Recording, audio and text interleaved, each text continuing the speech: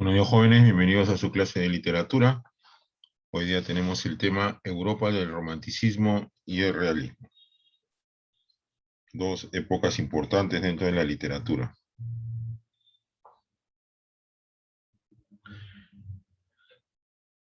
Buenos días con todos. Vamos a iniciar entonces nuestra clase con la visualización de los videos. Ahí he dejado dos videos separados, uno del romanticismo y el otro del realismo. Empiecen a observarlos, por favor. Hagan sus anotaciones siempre de las ideas más importantes. Y luego entramos al plano de los comentarios.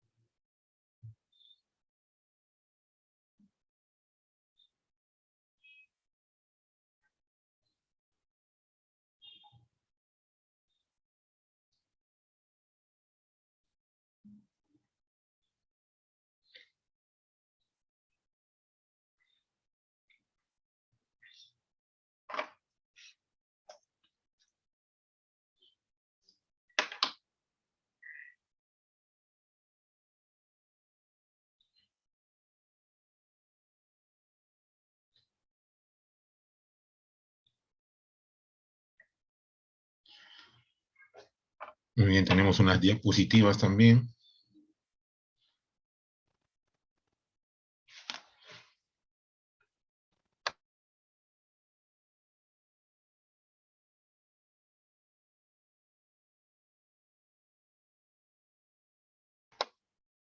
Y hoy día sí se envía actividad al cubículo.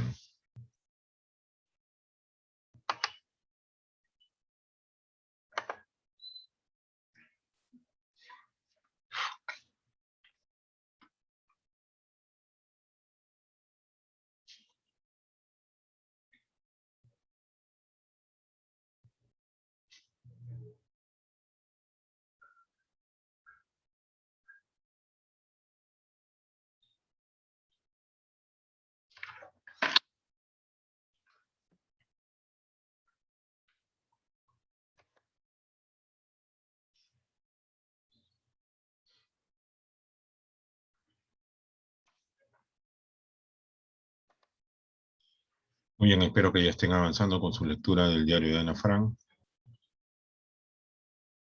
Ya va a haber tiempo después de una clase para tocar los avances.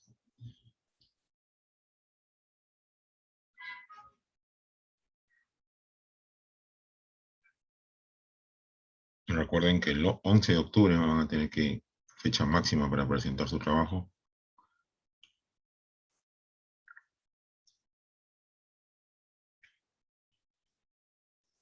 Profesor, yo recién acabo de ingresar. ¿Qué trabajo tenemos que presentar?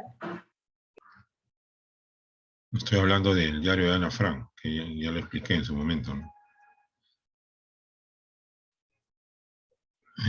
Ahora lo que tiene que hacer es ver los videos y anotar las ideas principales, las ideas más importantes y hacer luego su comentario.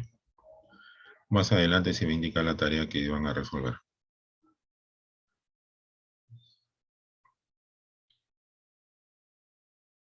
¿Qué video se ve primero? Cualquiera, ¿no? La cosa que tiene que ver los dos.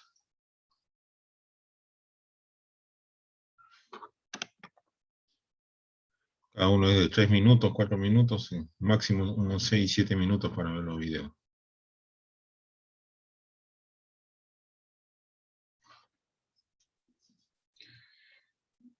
Vayan alistando las diapositivas también. Son 12 diapositivas que van a empezar a leer y también en cada diapositiva se va a pedir la opinión.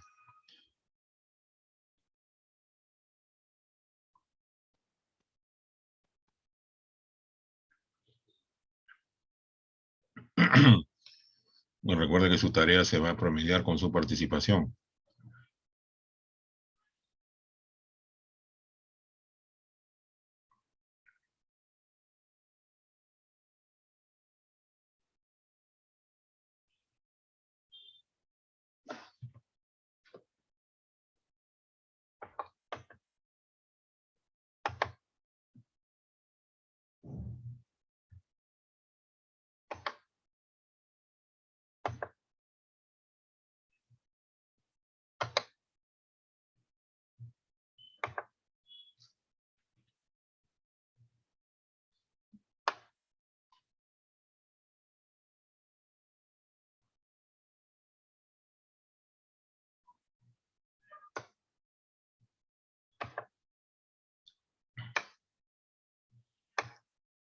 Tenemos 2 videos y luego las diapositivas que también van a ir revisando.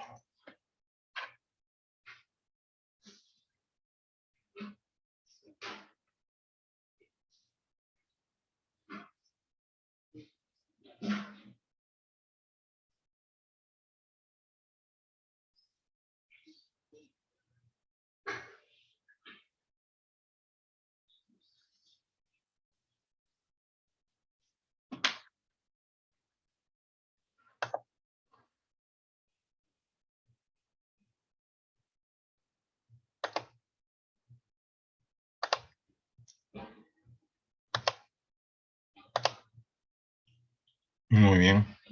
Ya ha sido tiempo suficiente, ya tendrán anotado todo.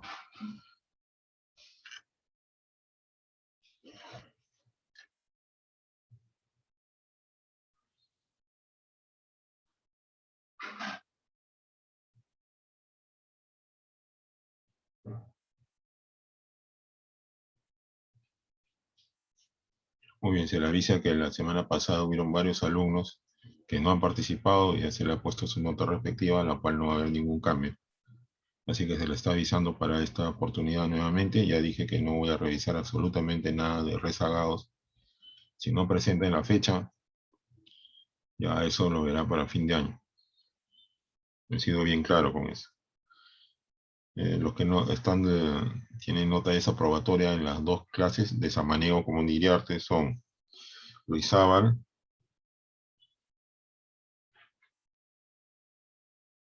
Andagua, Rosas,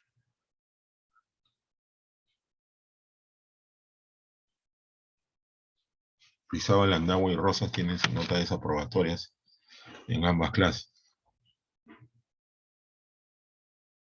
Entonces, ya les he dicho nuevamente que no va a haber ningún tipo de... Yo no voy a revisar absolutamente nada. Así se pone a hacer sus trabajos, enviarlos en la fecha que corresponde.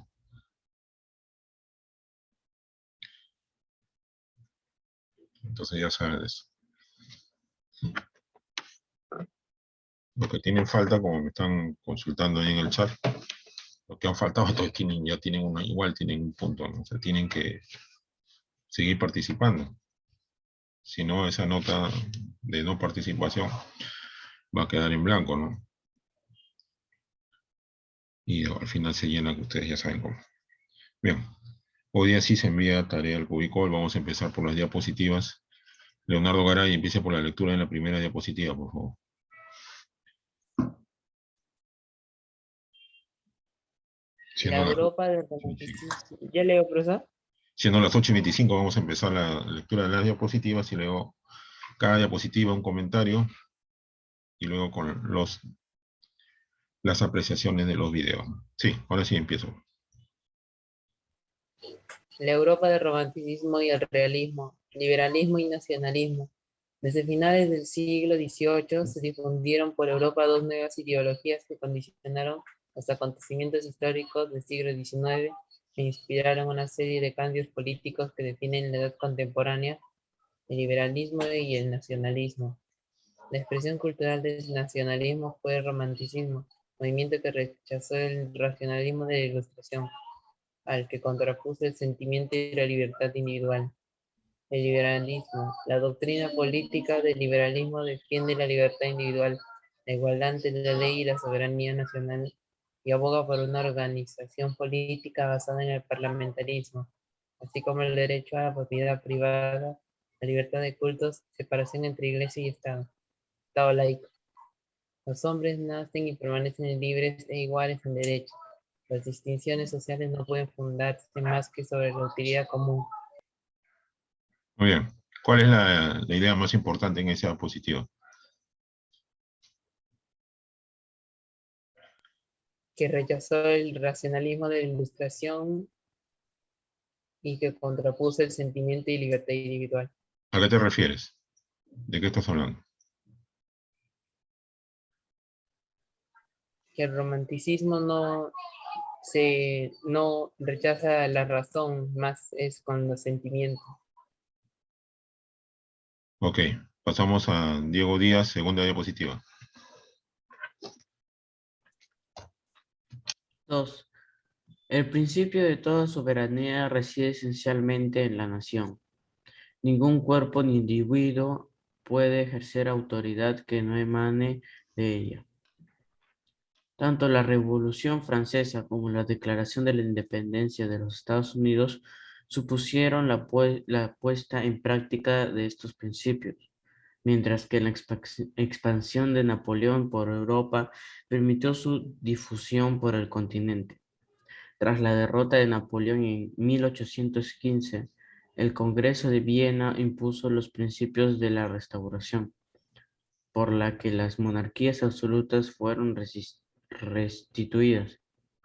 Como respuesta, se sucedieron varias oleadas revolucionarias en 1820, 1830 y 1848, que implantaron definitivamente el modelo liberal. En España, el liberalismo llegó de forma temprana con la Constitución de 1812, aprobada por las Cortes de Cádiz. Sin embargo, no se implantó hasta 1834 tras la muerte del rey Fernando VII. ¿Cuáles son las ideas más importantes? La misma pregunta en la diapositiva que acabas de leer. Bueno, dice una de las importantes que llego a rescatar de aquí es que cómo se fue expandiendo el liberalismo por lo que fue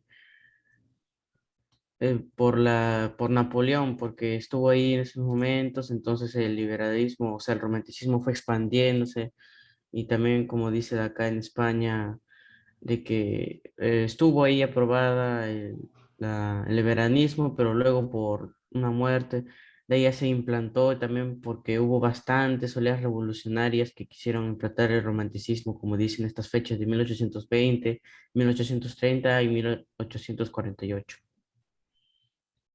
Muy bien, Y también de que en la Revolución Francesa se pusieron en prácticas del romanticismo. muy bien, ¿no? El romanticismo es la expresión cultural del liberalismo, como señala su compañero Diego Díaz, ¿no? El liberalismo es la concepción política y el romanticismo es la concepción cultural. Y cuando en España ocurre esta Constitución de Cádiz en 1812, aquí en América empiezan a darse la independencia de las colonias. Empiezan a darse. Ya se había independizado la audiencia de Charcas, Chuquisaca, que son en Bolivia, ¿no? Son los primeros que se van a independizar, luego Argentina, y posteriormente continúa todavía las campañas libertadoras, ¿no? Finalizando en el Perú en 1821. El Perú porque era el centro de todo el poderío español, ¿no? Por eso que demoró más que las anteriores audiencias, capitanías, en el caso de Chile, ¿no? O el virreinato, ¿no? Acá habían 3 virreinatos en Sudamérica, ¿no? El del Río de la Plata, Argentina, el virreinato del Perú y el virreinato de Nueva Granada, que era Colombia. Entonces ahí se va a dar todo este movimiento independentista, justo en esta época, ¿no? Y gracias a esta constitución de 1812. Y lo importante es el liberalismo, ¿no? Ya su compañero Leonardo Garay ha mencionado lo que era el romanticismo en una de las principales ideas en la primera diapositiva. Sobre todo, y no solamente tiene que ver con la cuestión del sentimiento, ¿no? Esa es una idea que siempre se ha tratado de focalizarle, y no es así, ¿no? No, el romanticismo es un poco más amplio. Lo que pasa es que ha llegado a Hispanoamérica y a España, porque España es un país súper conservador, el romanticismo no lo es, pues. El romanticismo es un rebelde, y no dejaron entrar el romanticismo, se opusieron mucho a la entrada del romanticismo en España. Básicamente se dio en la parte sentimental con Gustavo Adolfo Bécquer, ¿no? Básicamente con él. Pero después ya otros rasgos de romanticismo no ha habido. Y es eso lo que viene acá a Latinoamérica, ¿no?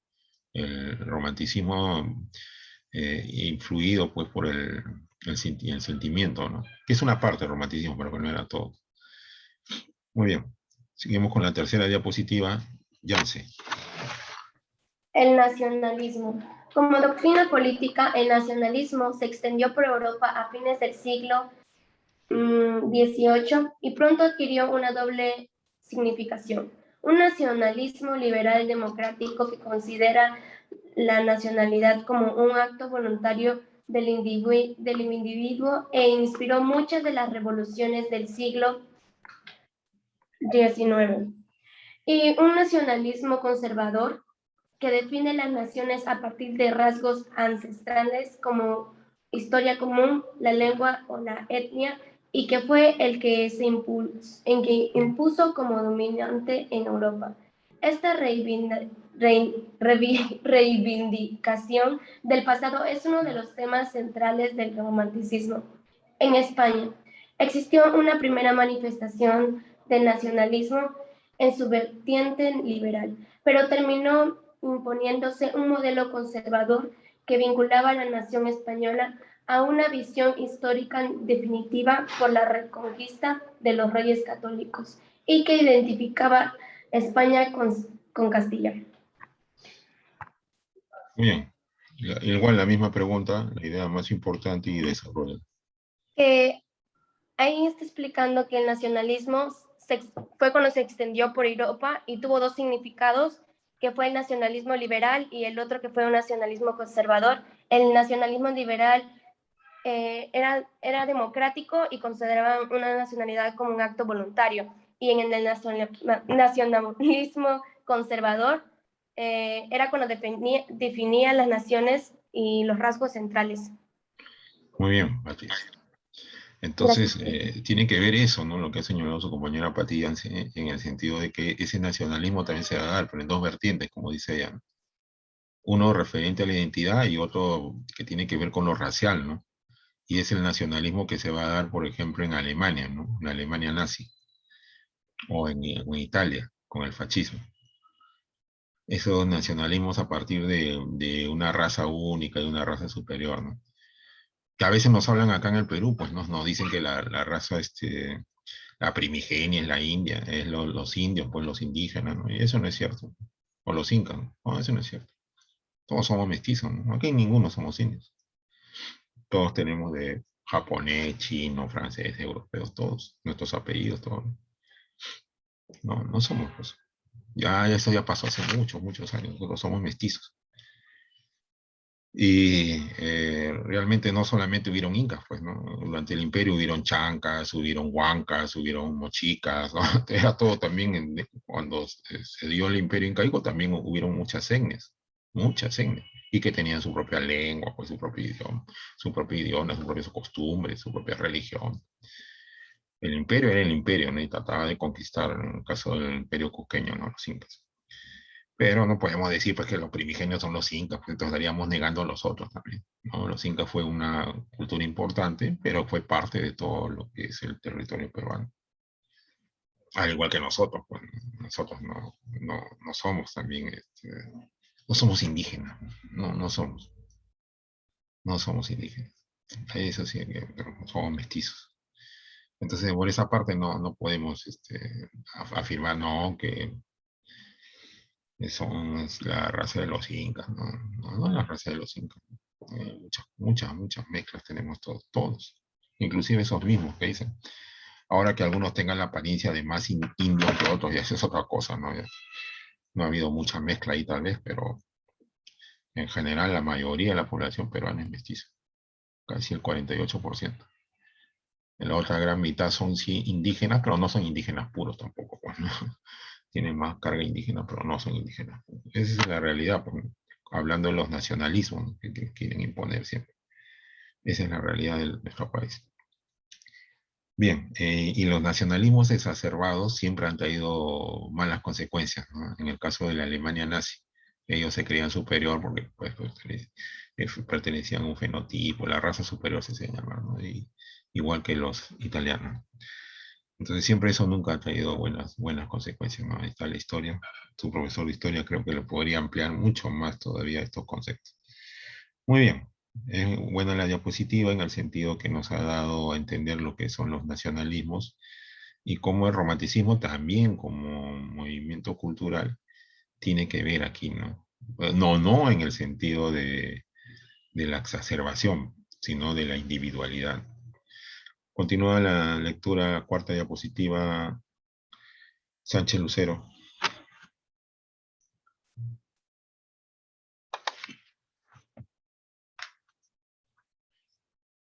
¿Me escucha, profesor? Sí, sí, le escucho.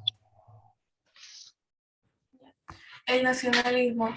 Como doctrina política, el nacionalismo se extendió por Europa a fines del siglo XX y pronto adquirió una doble significación: un nacionalismo liberal democrático que considera la nacionalidad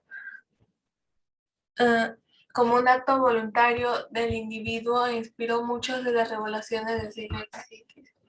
Y un nacionalismo conservador que define las naciones a partir de rasgos ancestrales como la historia común, la lengua o la etnia, y que fue el que se impuso como dominante en Europa.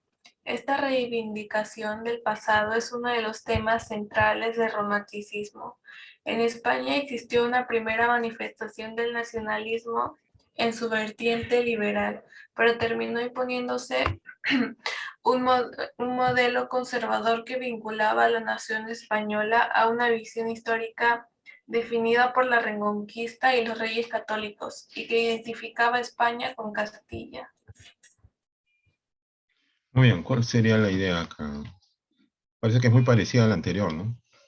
Sí. A la- Creo que la idea acá sería, pues, cómo, pues, adquirió, como dice el texto, una doble significación del nacionalismo liberal y, y pues era una vertiente liberal, pero después terminó como un modelo conservador y vinculaba a España. Muy bien. Vamos a continuar con Bartolo, Peña, Fiorella. Siguiente diapositiva. Como reacción a esto surgieron nacionalismos que reivindicaban las identidades vasca y catalana como diferentes, con pasado legendario y excluyente. La era industrial. En la segunda mitad del siglo XVIII se inició un proceso de mecanización de la producción, es decir, el trabajo artesanal fue reemplazado por el de las máquinas. A esto se le llamó revolución industrial y transformó no solo la economía, sino todos los aspectos de la sociedad. Tales condiciones inspiraron el realismo, corriente artística que busca reflejar la realidad social. La industrialización tuvo su origen en Gran Bretaña y se expandió por algunos países europeos en la primera mitad del siglo XIX en España. Tuvo cierto retraso respecto a los demás países, ya que la difusión de la industria no se produjo hasta el último tercio del siglo XIX, solo en las regiones industrializadas como Cataluña y el País Vasco. El modelo industrial alcanzó cierta importancia. Muy bien, ¿cuáles serían las ideas, fuerza de esta diapositiva que acabas de leer? En la era industrial sería que cambiaron el trabajo artesanal por el de las máquinas, o sea, tuvieron una revolución y gracias a esto tuvieron inspiración para el realismo. Y en la industrialización quiere decir que iban a expandirlo por todos los países europeos, pero tuvo un retraso respecto a los demás países, debido a que la industria no se produjo hasta el último tercio del siglo XIX. Bien, y hay algo también que menciona, ¿no? Cataluña y los vascos, ¿no? Que son las regiones de España que siempre están en conflicto, ¿no? Que quieren separarse, ¿no? Inclusive Cataluña ya hace algunos años está siempre reclamando separarse de España, ¿no? Ahí hay un nacionalismo, ¿no? Cataluña, el Barcelona, a veces que era un equipo de fútbol, pertenece a esa región, ¿no? De Cataluña, son los catalanes. Entonces siempre es un país, es una región muy, muy rica, ¿no? Muy productiva. Entonces siempre han querido separarse de España. Igual los vascos, ¿no? Los vascos también, que son del norte de España, siempre han tenido esta idea de separación de España, ¿no? Es que son etnias, esas sí son etnias un poco distintas, ¿no? Tienen lenguajes distintos, ¿no? Ustedes habrán escuchado por el catalán. y con el euskera, ¿no? Que es el idioma que se habla en el País Vasco.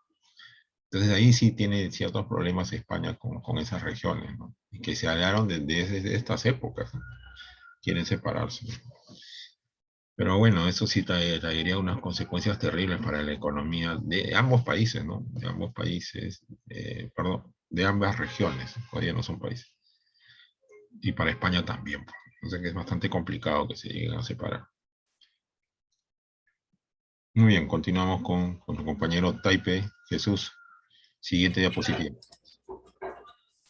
Una nueva sociedad.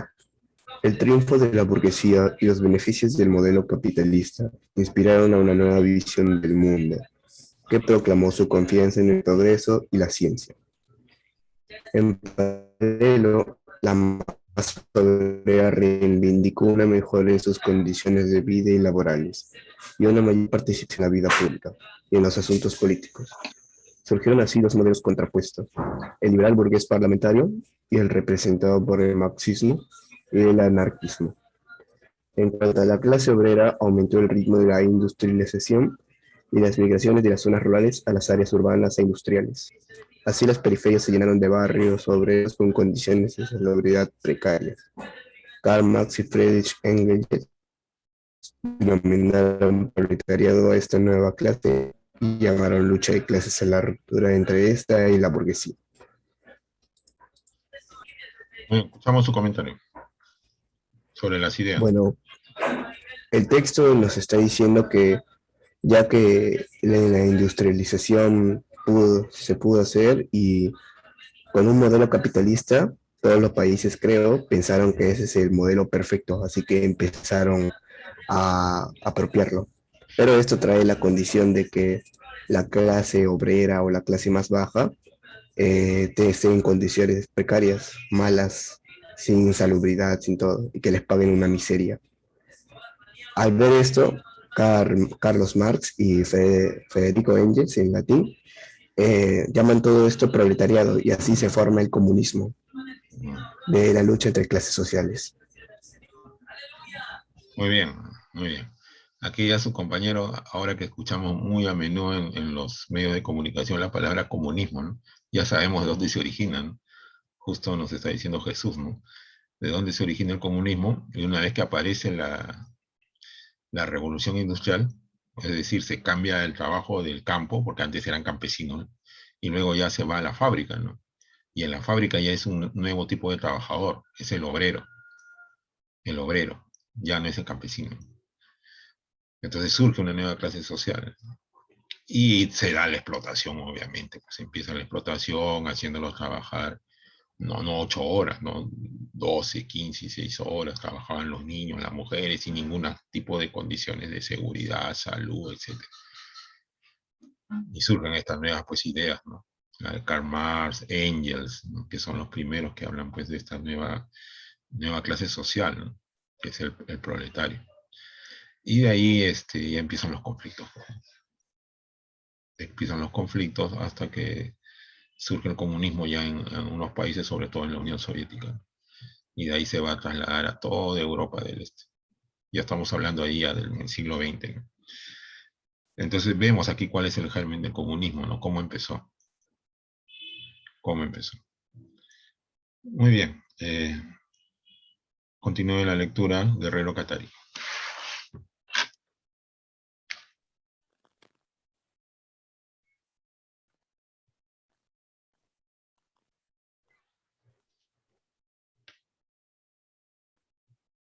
¿Escuchamos?